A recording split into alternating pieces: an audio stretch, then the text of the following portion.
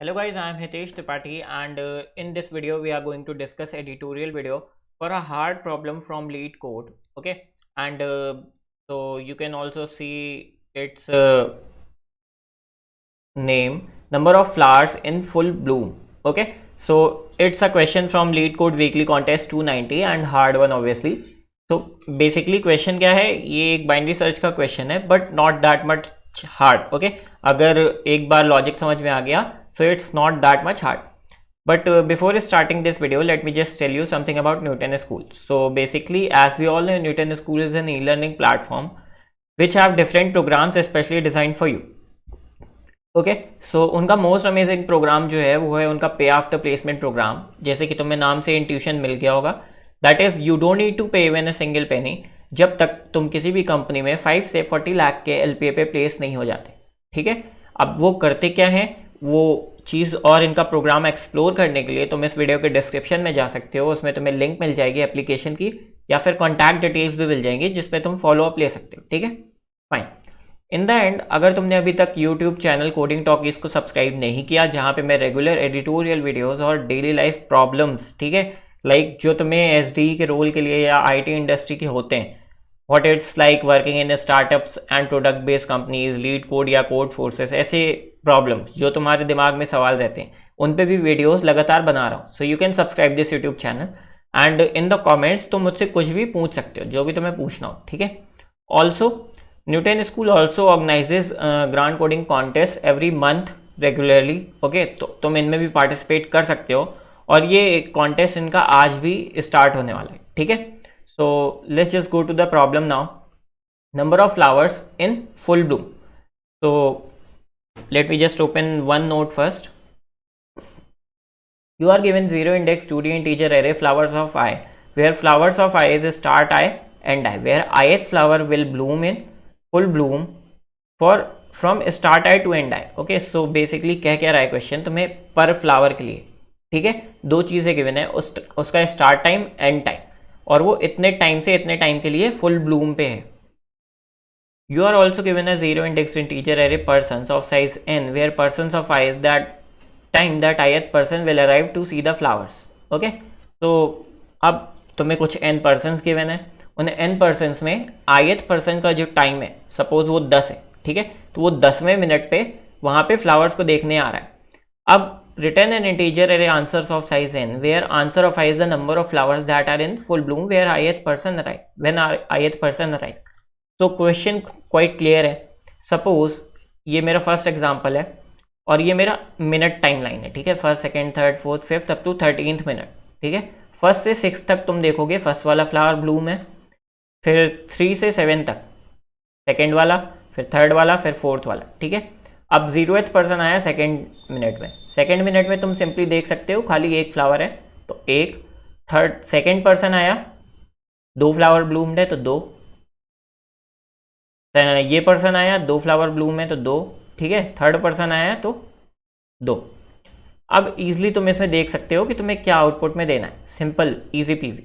Okay, अब इस question को अप्रोच कैसे करोगे तो इसके बारे में बात करते हैं. Late me just open a new section. ठीक है, okay, so let me just give it a name. As I have already told you that this question is of binary search. So probably अगर तुमने पहले कभी, what I am saying, अगर तुमने पहले कभी मीटिंग रूम नाम का एक क्वेश्चन लगाया होगा तो तुम्हें ये क्वेश्चन बहुत ईजिली समझ में आ गया होगा. अब एग्जैक्टली मीटिंग रूम क्वेश्चन मैं थोड़ा सा बता देता हूँ. बेसिकली होता क्या है, तुम्हारा कुछ मीटिंग्स का टाइम गिवन है. ठीक है, और let me just remember the question और let's just forget that question. ठीक है, बेसिकली होता क्या था, उसमें भी कुछ ऐसे एक टाइम पीरियड गिवन होता था, एक्स वाई वाई जेड इस तरह के टाइम. ठीक है, और तुम्हें एक टाइम पे ये बताना होता था कि पर्टिकुलर टाइम पे कितने लोग उस रूम पे होंगे. ठीक है, उस मीटिंग रूम में कितने लोग होंगे, और ये कुछ होता था पर्सन ऑफ आई का टाइम, पर्सन ऑफ जे का टाइम, ऐसा कुछ. ठीक है, तो ये भी सेम क्वेश्चन है, तुम्हें समझ में आ रहा है. कुछ एक फॉर्मेट क्या है क्वेश्चन का कि एक टाइम रेंज गिवन है कुछ लोगों की, और एक पर्टिकुलर टाइम पे तुमसे पूछा जा रहा है कि कितनी एंट्रीज है वहाँ पे. ठीक है, तो अब अगर मैं इस क्वेश्चन का एक विजुलाइज करने के लिए तुम्हें डायग्राम बनाओ, ठीक है। अगर ये मेरे पर्सन्स की एरे, ये मेरे पर्सन्स हैं, ठीक है, जैसा क्वेश्चन में टेस्ट केस में गिवन था, बना था। सपोज जो पहला नंबर, मैं कोई टेस्ट केस उठा लेता हूँ यहाँ से, इजी हो जाएगा मेरे लिए।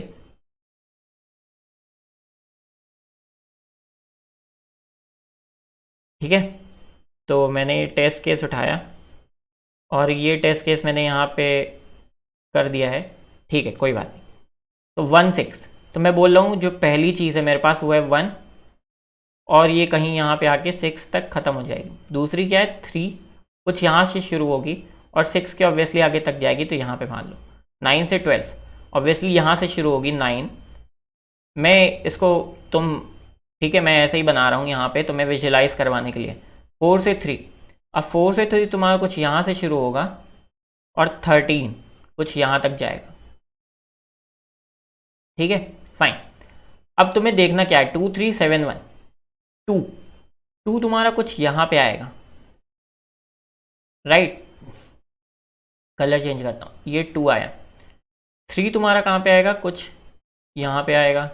फिर 7 7 तुम्हारा ऑब्वियसली तुम्हें पता है यहाँ पे आएगा। 11 11 कुछ यहाँ पे आएगा, ठीक है। अब अगर मैं तुमसे एक चीज़ बोलूँ कि 11 के लिए तुम्हें आंसर निकालना है जिसकी वैल्यू 11 है, तो तुम एक चीज़ देख सकते हो कि मैं अगर यहाँ पे एक लाइन बना दूँ, ठीक है, एक लाइन मैंने यहाँ पे बना दी और मैं बोल रहा हूँ कि तुम्हें सारे के सारे फ्लावर्स गिवन है, ठीक है, और ऑब्वियसली तुम इनको सॉर्ट कर सकते हो, ठीक है। तो जितनी भी वैल्यूज़ 11 से छोटी होंगी वो सारी 11 के आगे आ जाएंगी, जितनी भी वैल्यूज़ 11 से बड़ी होंगी वो सारी की सारी वैल्यूज़ पीछे चल जाएंगी, ठीक है। डजेंट मैटर वो स्टार्ट टाइम है या एंड टाइम है। What I am saying is कि तुम्हारे जो सारे के सारे फ्लावर्स हैं, अगर मैं यहाँ से ये चीज़ इरेज कर लूँ, ठीक है, सॉर्टिंग से मेरा मतलब क्या था यहाँ पे वो अभी दिखाता हूँ तुम्हें, विजुलाइज करवाता हूँ वो भी। सॉर्टिंग से मेरा मतलब ये था कि सपोज कोई स्टार्ट और एंड टाइम है किसी फ्लावर का, वो था 11 से छोटा, ये चीज़ जो तुम्हारी है ये 11 है, तो वो यहाँ पे और यहाँ पे आ जाएगी, ठीक है। किसी का स्टार्ट टाइम 11 से छोटा था और एंड टाइम 11 से बड़ा था, तो वो ऐसे आ जाएगा, ठीक है। वो वैल्यूज़ अपने मन से ऐसे अरेंज हो जाएंगी, ठीक है, बाय इन सॉर्टिंग, ठीक। अब तुम्हें एग्जैक्टली निकालना क्या है, तुम्हें खाली यही तो निकालना है कि कितनी चीज़ें इसे कट कर रही हैं, राइट। कितनी जो चीज़ें जिनका स्टार्ट और एंड टाइम इसके पहले ख़त्म हो गया वो तुम्हें चाहिए नहीं, राइट।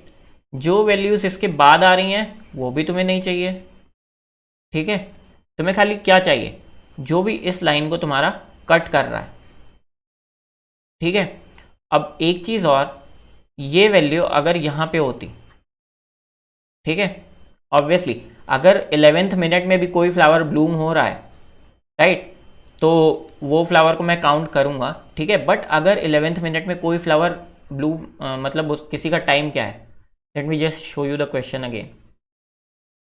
देखो स्टार्ट और एंड टाइम दोनों इंक्लूसिव है, ठीक है। तो अगर 11th मिनट में कोई टाइम फ्लावर ख़त्म भी हो रहा है तो वो भी टाइम काउंट होगा, तो ये चीज़ भी मैटर करती है, ये चीज़ तुम्हें ध्यान से देखनी है, ठीक है, फाइन।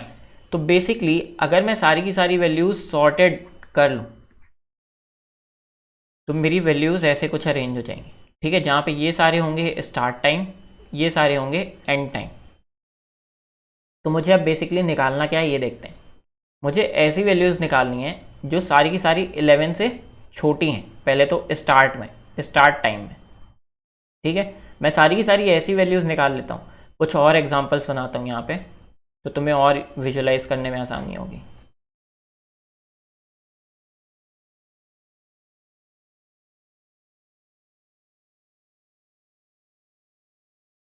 ठीक है, अब मैं यहाँ से अगर सारी की सारी ऐसी वैल्यूज़ निकाल लूँ स्टार्ट में ओनली, ठीक है, अभी स्टार्ट टाइम की बात कर रहा हूँ, जो 11 से छोटी हैं, ठीक है।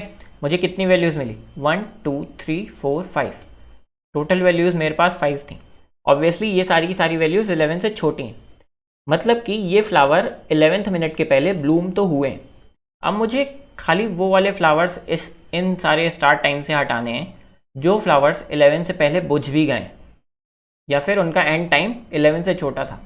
तो वो मैं कैसे निकाल सकता हूँ, ऑब्वियसली बाइनरी सर्च का यूज़ करके, सिंस ऑलरेडी जितने भी एंड टाइम है मैं उन सबको सॉर्ट कर सकता हूँ, ठीक है। और मैं उसमें बाइनरी सर्च लगा सकता हूँ सॉर्टेड एरे में, और सिंपल से वे में निकाल सकता हूँ कि कितने एंड टाइम है जो 11 से छोटे हैं या 11 के बराबर है, जो पहले ही बुझ गए हैं वो फ्लावर्स, ठीक है। तो मैंने वो सारे एंड टाइम्स निकाल लिए। अब वो वाले एंड टाइम्स कितने निकलेंगे, 1 2 3। तो अगर मैं 5 से 3 माइनस कर दूँ तो मुझे क्या मिल जाएगा, 2। 2 वो होगा जो भी लाइंस इसको कट कर रही हैं, ठीक है। कट कर रही हैं मतलब जो फ्लावर्स 11th मिनट में ब्लूम्ड है। तो आई होप मैंने जो विजुअलाइज करवाया उससे तुम लोगों को ईजी हुआ होगा क्वेश्चन समझने में, ठीक है। अब इस क्वेश्चन को इम्प्लीमेंट करने के दो तरीके हैं या दो से ज़्यादा तरीके हैं। एक तरीका है कि तुम सिंपली बाइनरी सर्च यूज़ कर लो, ठीक है, पहला तरीका। दूसरा तरीका है तुम लोअर बाउंड और अपर बाउंड यूज़ कर लो, बट ये चीज़ ध्यान से, क्योंकि लोअर बाउंड और अपर बाउंड को ध्यान से कंडीशन पढ़ लेना। Lower bound gives us address of the value greater than और इक्वल्स टू, और upper bound just greater than value, ठीक है। तो ये चीज़ ध्यान से हैंडल करना। तीसरा तरीका ये भी है कि तुम कर क्या सकते हो, ये बहुत अच्छा तरीका है। इन केस तुम एक वेक्टर बनाओ, ठीक है। उस वेक्टर में सपोज तुम्हारे स्टार्ट और एंड टाइम गिवन है। स्टार्ट टाइम को कैसे पुश कर लो, एक वेक्टर ऑफ पेयर बनाओ जैसे, ठीक है। ये पेंट्री में ये दो पेयर है। स्टार्ट टाइम को तुम डालो s और +1 करके, एंड टाइम को डालो e और -1 करके, ठीक है। फिर इस एरे को सॉर्ट कर दो अपनी। अब अगर तुम्हारी एरे सॉर्ट हो गई, ठीक है, फाइन। अब तुम्हें मान लो किसी इंडेक्स 11 के लिए आंसर निकालना, तुम क्या करोगे, इसमें ऐसा एड्रेस निकालोगे, all the values which are smaller than 11, doesn't matter वो तुम्हारी स्टार्ट वैल्यूज हैं या एंड वैल्यूज हैं, तुम सारी वैल्यूज जो 11 से छोटी है वो निकाल लो। जैसे ही तुम्हें इंडेक्स मिल जाएगा तुम वहां तक का प्रीफिक्स सम निकाल सकते हो, राइट। और यू कैन से जैसे ही प्रीफिक्स सम निकालोगे तो तुम्हें वो वाली वैल्यूज मिल जाएंगी जो +1 है, ठीक है, जो फ्लावर्स अभी बूम्ड हैं और जो ब्लूम हो के बुझ चुके हैं, या फिर जिनका एंड टाइम 11 से छोटा है, वो +1 और -1 खुद को कैंसिल कर देंगे।